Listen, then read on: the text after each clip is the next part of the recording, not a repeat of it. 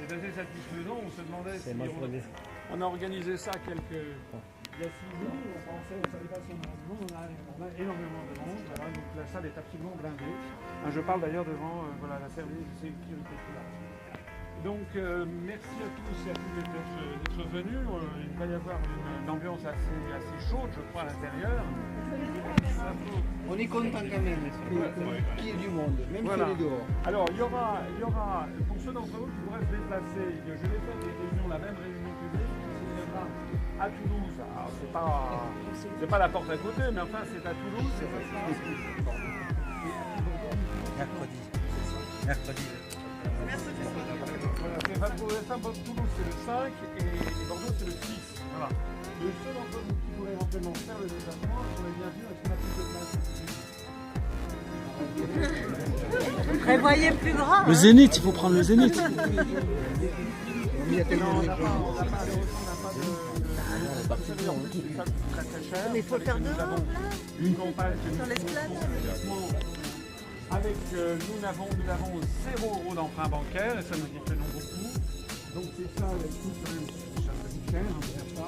C'est une très très jolie salle. Je suis vraiment désolé pour vous. Je sais que ça va commencer dans quelques instants. Moi je prendrai la parole à 21 h, je crois, c'est ça, à peu près. Voilà. Allez. En attendant, moi je peux répondre à vos questions. Voilà. Il y a des questions. Voilà. Vous n'aurez pas tout perdu. Je réponds ici à vos questions. Et puis vous pouvez venir éventuellement d'aller à Toulouse. Il y aura Bordeaux. Je vais aller à Marseille ici. Bientôt, à regarder, j'irai même à Nice, à Lyon. Donc voilà. Si vous vous déplacez, et de toute façon, tout ceci sera filmé. Là, il n'y a pas de retransmission directe ce soir, mais ce sera filmé et puis vous pourrez le retrouver ultérieurement sur Internet. Il y en a peut-être certains d'entre vous qui étaient à Paris pour le 25, en tout cas c'est un énorme succès. Et là, j'approuve que notre mouvement est en ce moment sur une dynamique phénoménale, que les médias d'ailleurs commencent à appréhender, dans tous les sens du mot appréhender d'ailleurs, c'est-à-dire qu'ils commencent à s'en rendre compte et ils n'en reviennent pas tout à fait. Voilà. Donc, j'ai tout à l'heure des journalistes qui me disent les sondages vous donnent un 0,0. Qu'en pensez-vous? Il ne faut pas écouter les sondages. Voilà. Je rappelle que les sondages, les instituts de sondage, les 5 grands instituts de sondage sont possédés tous par des personnes qui appellent à voter Macron. Voilà. Je dis personnellement qu'il est absolument impossible que nous fassions 0,0 puisque nous avons fait près de 1% il y a 1 an et demi pour les élections régionales, alors que nous avions à l'époque, je crois, 6 000 adhérents, que nous avons dépassé les 22 600 adhérents il y a quelques instants, et que nous avons eu actuellement une croissance de l'ordre de 250 nouveaux adhérents tous les jours. 250 à 300, c'est tout à fait considérable. Et puis, vous savez, il y a des choses qui ne trompent pas.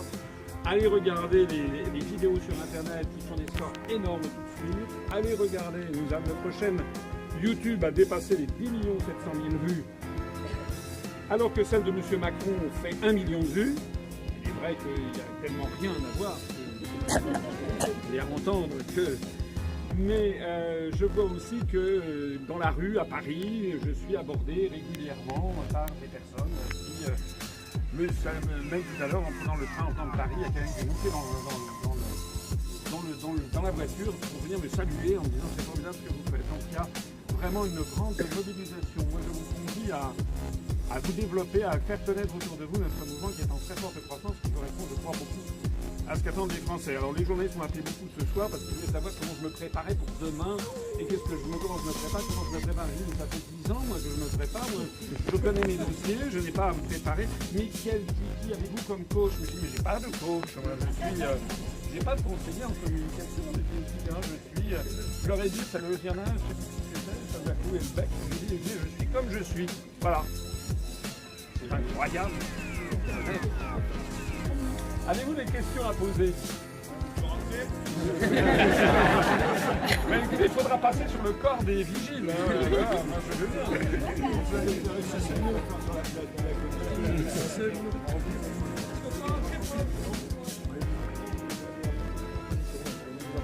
D'accord, très bien. On regardera ces propositions. Je peux vous poser une question? Bonsoir, monsieur. En fait, je voudrais savoir ce que vous pensez. Alors, je sais que c'est une question secondaire, que ce serait peut-être une question pour les législatives. Bon, concernant le RBI, le revenu de base inconditionnel, quelle est votre position par rapport à ça? Alors, effectivement, ce n'est pas un sujet central. L'élection présidentielle, mais un sujet central. À titre de précision, moi j'ai prévu dans le programme pour les législatives une augmentation du SMIC. J'avais déjà dit en 2011, là je redis, pour le passer à 1 300 € net par mois. Et également un revenu minimum pour le minimum vieillesse. Parce qu'il y a des personnes, des seniors chez nous, j'en connais, moi j'en ai vu, dans des zones rurales, il y a des personnes qui sont vraiment en dessous du seuil d'indigence. Voilà. Alors maintenant, le revenu universel ou le revenu comme ci ou comme ça, moi je m'en méfie beaucoup quand je vois les forces qui proposent ce genre de choses par ailleurs. Je vois des ultralibéraux qui proposent ce genre de choses, parce que ça serait souvent au détriment de toutes les autres prestations. Donc ça serait une espèce de... Moi je ne suis pas favorable, je ne suis pas le Père Noël d'abord. Je pense qu'il faut que les Français se ressaisissent, parce que la démocratie, ça n'est pas un truc qui tombe du ciel. Il faut que les Français se ressaisissent et on n'a rien sans rien. Moi, j'ai été élevé comme ça. Dans la vie, il faut que tout le monde se... Et à partir du moment où on redonnera aux Français leur démocratie, leur pays, en leur disant c'est à vous maintenant de vous battre, eh bien, je crois qu'il faut que les gens se battent. Moi, je ne suis pas favorable, personnellement, à l'idée qu'il y ait des gens qu'on entretienne dans une espèce de sous-humanité en leur donnant un petit revenu comme ça pour qu'ils y votent et puis qu'on leur paye et qu'on leur donne également le cannabis. Alors, s'agissant du cannabis ou du revenu universel, puisque je vois que c'est M. Hamon qui a lancé ça, moi, j'ai prévu de faire le référendum d'initiative populaire. Donc il y aura, si des Français veulent par exemple poser la question du cannabis, comme ça a été le cas en Californie, ben, ils poseront la question du cannabis. Et puis ce sera les Français qui trancheront après tout, après un débat où on expliquera le pour et le contre sur ces questions. Moi, je ne veux pas, si je suis élu président de la République, être le type qui décide de tout pour tout. Moi, je peux avoir mes avis, mais je peux, par exemple, il y a des choses, par exemple, dans le monde d'aujourd'hui, il y a des choses qui ne me plaisent pas spécialement. Mais comme le disait De Gaulle, faire de la politique, c'est aussi partir des réalités. Il y a aussi des évolutions sociales et sociétales dont il faut tenir compte. Donc si, par exemple, des gens veulent absolument qu'il y ait un débat sur le revenu universel, mais ils pourront très bien poser ça. Je rappelle que le référendum d'initiative populaire que je propose, c'est 500 000 signatures attestées en mairie et puis validées. Si le Conseil constitutionnel juge que la question n'est pas inconstitutionnelle et elle ne sera pas en l'espèce, eh bien ça sera posé aux Français à l'issue d'un débat. Et moi j'insiste sur le fait que là nous sommes pour l'instant dans une élection présidentielle. L'élection présidentielle, c'est l'article 5 de la Constitution, le président de la République est le garant de l'indépendance nationale, de l'intégrité du territoire et du respect des traités. Qui parle d'indépendance nationale? Ah oui, personne. Bon. Or c'est fondamental l'indépendance nationale, c'est exactement comme la liberté, c'est la même chose. C'est comme les autres 11 candidats font exactement comme des gens qui seraient dans une prison et qui se diraient « Bon, mais alors où est-ce qu'on va passer nos vacances ?» Mais oui, par exemple, d'abord, il faut d'abord être sorti de la prison. C'est quand même une évidence ce que je dis. Et aucun candidat, à part moi, ne porte la question de l'élection présidentielle au niveau qui doit être le sien. Le chef de l'État, c'est pas comme aux États-Unis. Aux États-Unis, il n'y a pas de Premier ministre, le président de la République, il est le chef du gouvernement. En France, non. Le président de la République n'est pas le chef du gouvernement. Le chef du gouvernement, la politique gouvernementale, ça sera décidé par les Français dans les élections du mois de mai-juin pour les élections législatives. Et le président de la République, nous présenterons des candidats de l'UPR dans, je pense, les 577 circonscriptions de France et d'Outre-mer. Et puis nous verrons le résultat que nous aurons. Et si je suis élu président de la République, ça serait une telle révolution, en fait. Une telle révolution par les urnes. Ça serait qu'on peut espérer qu'à ce moment-là, on aurait la majorité. Mais si on n'avait pas la majorité, c'est pas seulement vrai de moi, c'est vrai aussi de tous les autres candidats, il n'est pas exclu qu'aux élections législatives, il y ait une majorité qui sorte des élections législatives qui ne correspondent pas à ce que souhaite le président. On a déjà vu ça dans notre histoire, c'est les périodes de cohabitation. À ce moment-là, le président de la République donc, sera obligé de nommer un Premier ministre dépendant de la majorité issue des urnes. Mais le président de la République, il a vraiment un pouvoir propre qui est fixé par les articles 5 à 19 de la Constitution. Et vous devez donc en conscience vous demander à qui je peux donner ce pouvoir du type ou de la femme qui serait susceptible de mieux défendre les intérêts nationaux français, de défendre l'indépendance nationale. Qui est-ce qui a la carrure, le courage, l'expérience professionnelle pour aller voir Poutine, Donald Trump ou le président Xi Jinping ou Theresa May ou la chancelière d'Allemagne pour défendre les intérêts des Français? Voilà. Quand je vois qu'il y en a qui préparent le débat avec un téléphone portable pour savoir ce que leur conseiller en communication leur dit de faire. Ah oui, c'est lamentable. Bah, je veux dire, alors c'est voilà, avec un Méo qui dit voilà, faut pas vous gratter le nez, monsieur Fillon, faut pas vous. Alors vous imaginez face au grand de ce monde, face au grand carnassier de ce monde, il faut quand même avoir de la bouteille, de l'expérience et de la carrure. Une dernière question. Une dernière question. Oui, moi je m'interrogeais sur la propriété intellectuelle, puisque j'ai pu constater que le Front National utilisait certaines de vos propositions récemment, là, dans On n'est pas couché. Alors M. Philippot a effectivement fait sa spécialité, c'était effectivement d'écouter mes conférences et de se les approprier.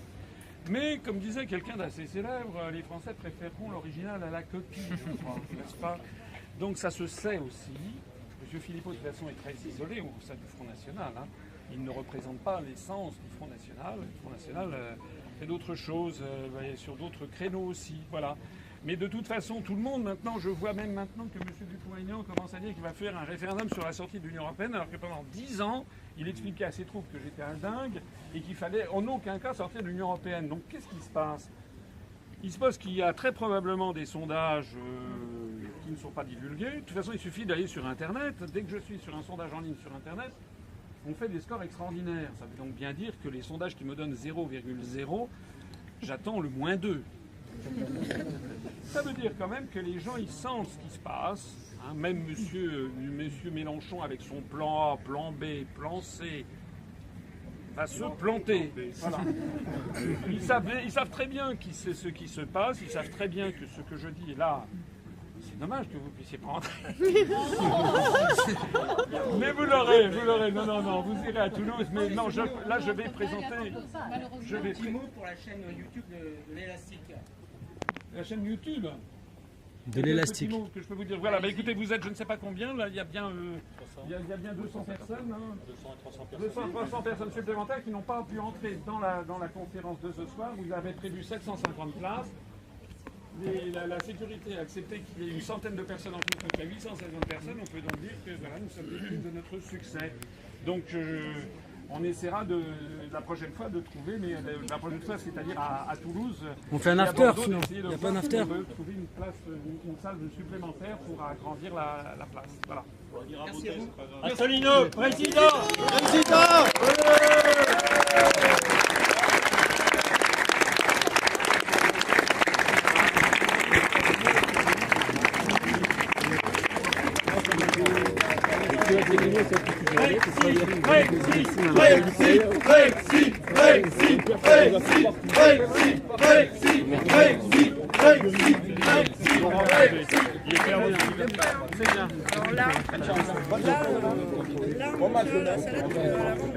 Merci beaucoup. Allez sur le site internet. Merci beaucoup pour votre combat. On croit en vous. Merci beaucoup. Merci. Ah oui, demain, ça va être très très libre.